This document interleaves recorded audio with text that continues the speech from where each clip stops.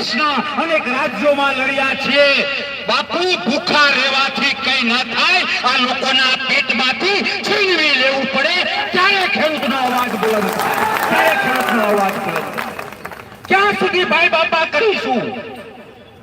તમને મારે એક રમત શીખવાડવી છે. રમત આપણે કબડ્ડી રમતા, ખબર? કબડ્ડી, કબડ્ડી કબડ્ડી કબડ્ડી કબડ્ડી કબડ્ડી કબડ્ડી કબડ્ડી કબડ્ડી કબડ્ડી કબડ્ડી કબડ્ડી.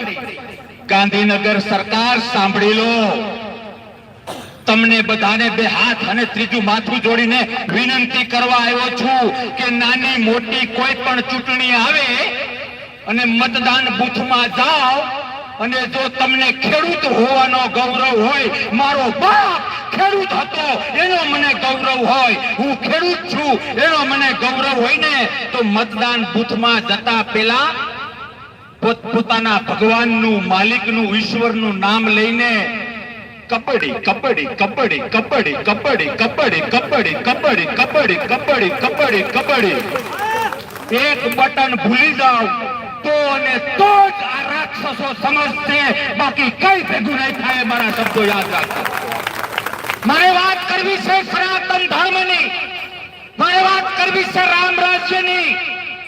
કોઈ રામાયણમાં, કોઈ રામના ચારિત્રમાં ક્યાં એવું જોયું છે કે દશરથ લિમિટેડ કંપની ક્યાંય જોયું છે?